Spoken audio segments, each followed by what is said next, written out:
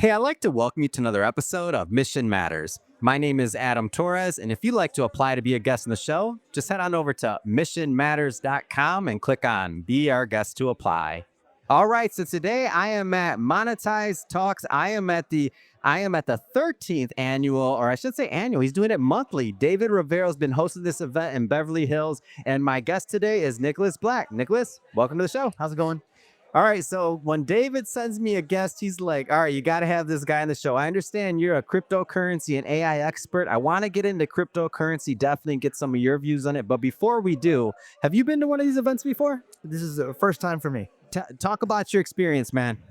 I liked it. I think it's cool when you have a diverse range of people and you hear how people are trying to make it or have made it. Yeah. You know, the pitfalls and the little peaks and valleys along the way. I think it's really good. Yeah. So I wasn't speaking today, so I'm okay in saying this. What was one of your favorite moments from the speakers? Favorite moments. I did like, there was a dentist. Yeah. She was amazing. I had her on the show. Yes. I liked that she fought against her early desire to partner up with the guy that she was partner, and she just finally did her own thing, and that ended up making her ultimately much more successful.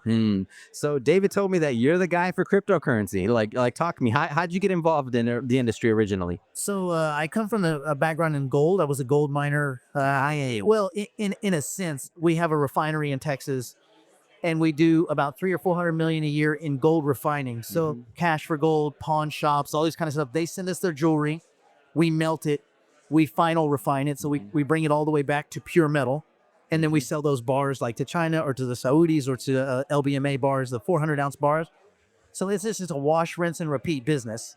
It's like God money, old school, like salt of the earth type stuff, right? Alchemy. Yeah. My brother was at the same time one of the early Bitcoin miners in 2009. And so he was doing it out of the house, like where we grew up. Yeah, you're right. Mining Bitcoin. 2009, that's early. That is the beginning. That is January 3rd. Yeah, I got day one. I got a story for you on that one. I just got to get out, man. I've been holding it in. So around that time, I'm starting in, and some of my listeners, my long-term listeners know this one, but I don't tell it often. So I'm got my first brokerage firm job. I have my Series 6 and all that other good stuff. And I worked a late shift. And I remember working a late shift like in Japan. So Japan's calling in, whatever. And so we'd get these people that would call sometimes that would be, let's just say, not your typical investor. And the problem is, and they always want to talk about cryptocurrency. So I missed that early boat for a very specific reason. That and it's no longer like this, but that same time, you probably don't remember this. If you do, I'll laugh. But the Iraqi dinar and all that was going. Oh, yes. That exact. So they're going to reprice it. The Iraqi dinar and cryptocurrency people that would call in at my particular office, at my particular thing, were the same people. And I was so I missed them. I linked them, and I was like, oh no, this is nothing. Like the people that are into this, like they're the Iraqi dinar people. Like I'm like, they're all psyched. They're like fringe conspiracy. Ever since then, and as it got further and further, once I read about it, once I learned what it is, I'm like, oh my gosh. Like if I would have did my research, if I would have made a decision for myself like I'd done on every other investment in the past, whole different scenario. What stuck out to you in those early days to where you thought, like, if you can recall, I know it's a while ago, but like to where you're like, this might have legs. Like maybe you didn't know what it's going to be today, but at least it's worth your attention.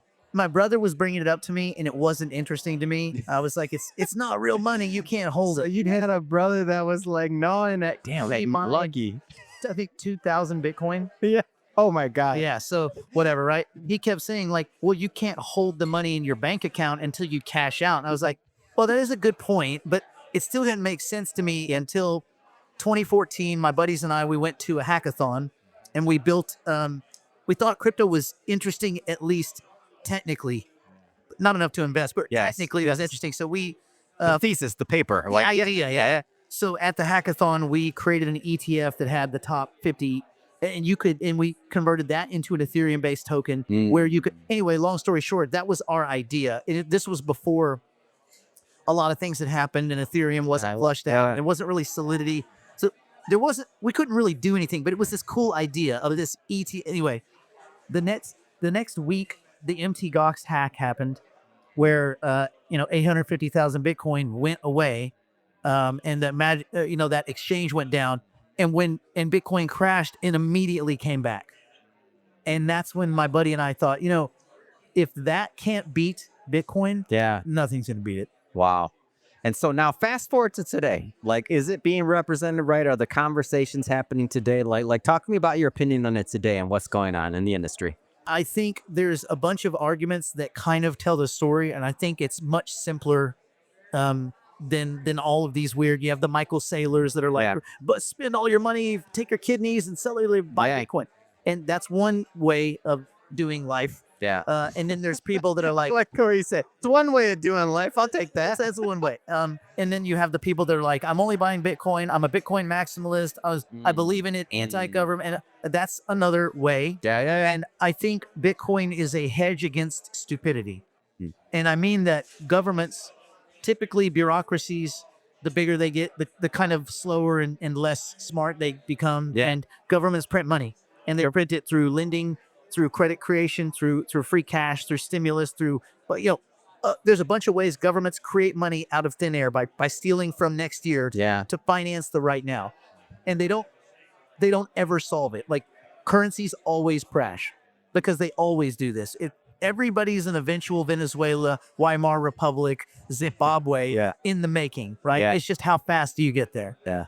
And so because I think that stupidity, that bureaucratic stupidity when managing money will continue forever, or at least until AI takes over. So maybe only 5 or 6 more years. Okay. But in this time, that will not change.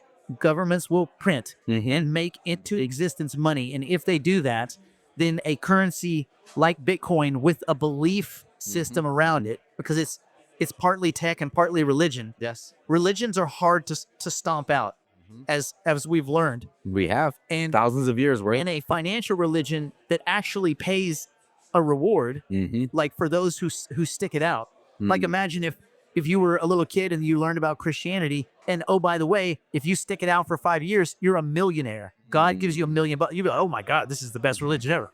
This is the Bitcoin religion. It is that the world is using it as a kind of savings account. And when the BlackRocks and the the larger asset managers in the world, when they give it the stamp of approval, which they've done through these ETFs, pretty stupid to get in the, it's like, why would you fight that force? Yeah, it's a product, by the way. When you think about ETFs, you think about like mutual funds, you think about the stock drip plans, right. like all those. I like to talk about that pretty often. It's like those were all packaged products, like a stock. And like an option contract goes back to like olive pressing. Like, I mean, these are products still at the end of the day. It's a product, exactly. And it's a product that these big facilities can sell to Joe Sixpack, to the retail investors that have really had no exposure to these kinds of things before. And, BlackRock doesn't invest in products that they're going to sell to lose money. Yes. They kind of are kingmakers. And so when you see these big companies lining up to propagate, Bitcoin and to an extent Ethereum, it's pretty dumb to get in the way of that. So you just ride the wave. Man, well, I'll tell you, this has been great. I want you to, how do our viewers follow up? How do they follow your journey? How do they follow your content? How do they connect? I want you to look at the camera for that one. Sure. So we do a show 6 days a week called Digital Investor. And you can go to nickblacknext.com and just check it out. And it's financial education in and around crypto assets and artificial intelligence, and where they all kind of merge.